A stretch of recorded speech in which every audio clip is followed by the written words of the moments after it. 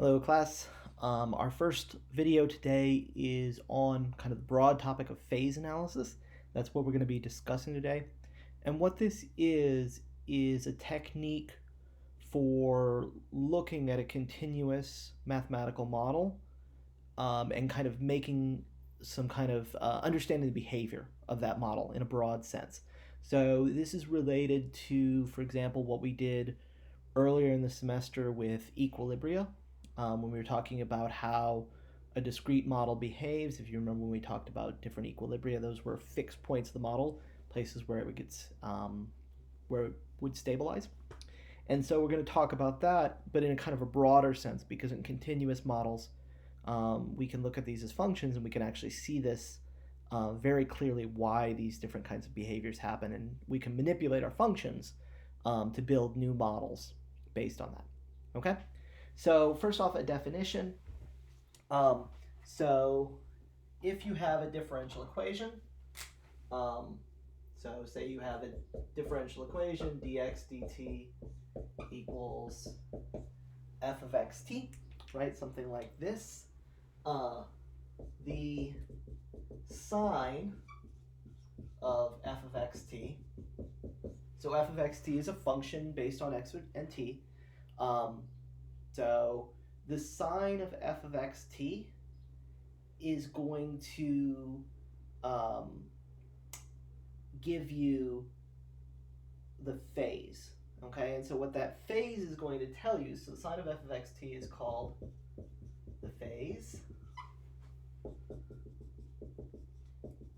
And so of course this depends on x and t, right? And so as x and t vary, this will change.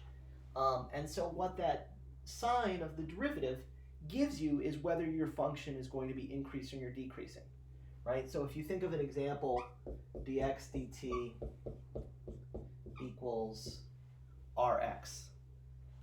This, remember, is, we solve this. This has solution x of t equals a e to the rt, right? That's our exponential equation. And we know the exponential equation is increasing, always increasing, if r is positive. So if r is greater than 0, this is always increasing. If r is less than 0, this is always decreasing. And if r is equal to 0, this is stable, it's constant, right? You would just have x of t equals some constant a. Okay? And so this is a very simple, the simplest, practically, example of phase analysis. Okay? So here, our function just depends on x, and then our phase just depends on r. Okay? Actually, well, yeah, actually, I guess this is, this depends on r and x, I should say. So r is greater than 0 is always increasing, always decreasing, and stable. This is if x is greater than 0. If x is less than 0, these are going to switch, right? So if x is less than 0, if r is greater than 0, it's going to be always decreasing.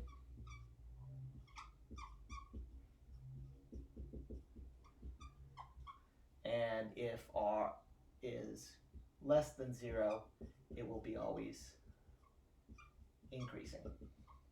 Okay, so that's actually the full story. And this is called, kind of looking through all these different options, is called a phase analysis of a particular differential equation. Okay? And the way we usually do it is we, well, usually we don't have something like this r, or if we do, we have it, we say that it's a particular value one way or another, and then we can graph the equation. Okay? So let's start off. So what we're going to do first is we're going to look at phase analysis. So phase analysis for homogeneous differential equations.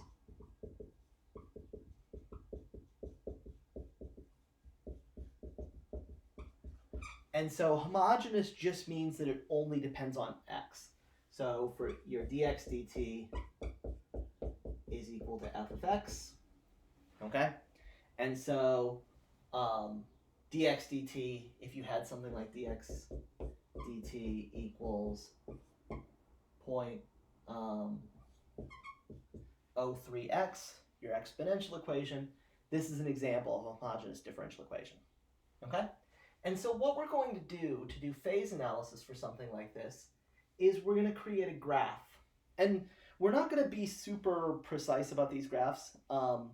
So in fact, I'm not actually even going to necessarily always label my axes completely because we're really more interested in what it looks like. So what we're going to do is we're going to graph dx dt as a function of x. Okay, so dx dt is equal to 0.03x. So this is just the equation of a line, right? 0.03x is a line with slope 0.03, right? That's what that equation looks like. And so you can see that this dx dt is greater than 0. So dx dt is greater than 0 if x is greater than 0. Dx dt is less than 0 if x is less than 0. Okay? So if x is greater than 0, the derivative is always increasing. If x is less than 0, the derivative is always decreasing.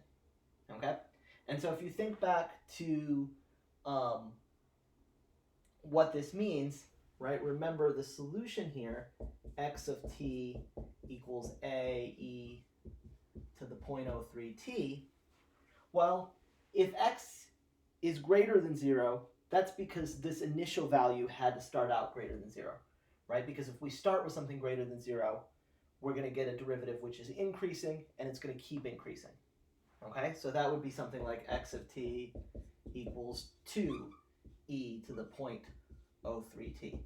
And of course, this grows exponentially. This increases always.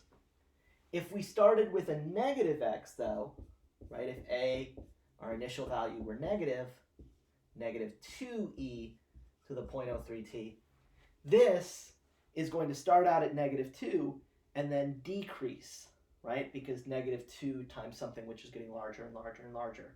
So that's going to keep decreasing. Okay? And so what your phase analysis does is it tells you, okay, if x is in this range, right, if x is greater than 0, our model increases. So when x is greater than 0, this grows to infinity because there's nowhere for it to stop. If x is less than 0, this decreases to negative infinity, again, because there's nowhere for it to stop. And if x is equal to 0, right, if x is equal to 0, a is equal to 0, and this is just the constant function. Okay? And so that represents an equilibrium. Okay, so a place where the derivative is equal to 0. Let's look at a more interesting example. So let's look at the logistic model, where we've got something else kind of going on. So this is also homogeneous. So if you recall, our logistic model is dx dt equals negative r over k. Well, actually, so we usually write it, so usually we write this as rx times 1 minus x over k. I'm going to simplify that to help us graph it. So this becomes rx minus r over k x squared. And so if you remember this logistic model, we were thinking about this as being something that grows exponentially with a rate related to r. So r here was greater than 0, and k here was greater than 0 because k was the carrying capacity. Okay? So we've got some r greater than 0, some k greater than 0, and then this is our differential equation. if we graph this, well, think about what this equation looks like. So Rx minus R over kx squared, you can think about that as being, kind of if you factor it out, pull out an x, this is x times R minus R over kx, okay? And so hopefully you recognize that this is a parabola, right? Since R and R over k are both positive numbers, this is a parabola. It's pointing down. It has a root at 0, x equals 0, and a root at, so negative R over k, x equals negative R, x equals k, okay? So we've got roots at 0 and x equals k. It's a parabola like this, okay? And I'm going to ignore values of x less than 0. I'm not going to worry about these over here. So we're graphing x, dx, dt, because values for x less than 0 don't apply because this is a population model, right? So we're thinking about populations that are greater than 0.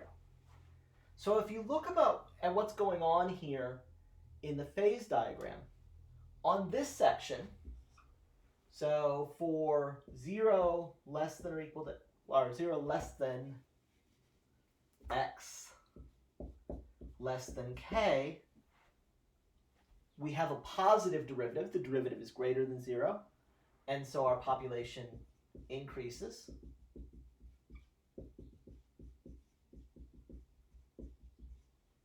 And then for x greater than k, our population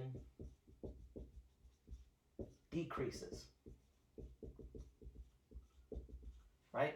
So if you think about this as being kind of a number line, between 0 and k, we have a positive derivative, and then after k, we have a negative derivative. And this is exactly what we saw with logistic growth earlier in the semester.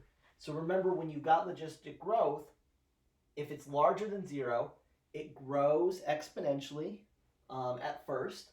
Then the growth starts to slow down. You can see the derivative starts to get less until it gets close to k, right? And as it gets closer and closer to k, the derivative becomes closer and closer to 0. And so the growth slows more and more and more. If we start at k, if x equals k, it's stable. That's our equilibrium. And then if we start with a population greater than k, we're going to decrease until we get down to k. Okay? So this is an example of phase analysis with logistic model. In the next lecture, we'll talk about how we can build models using this idea.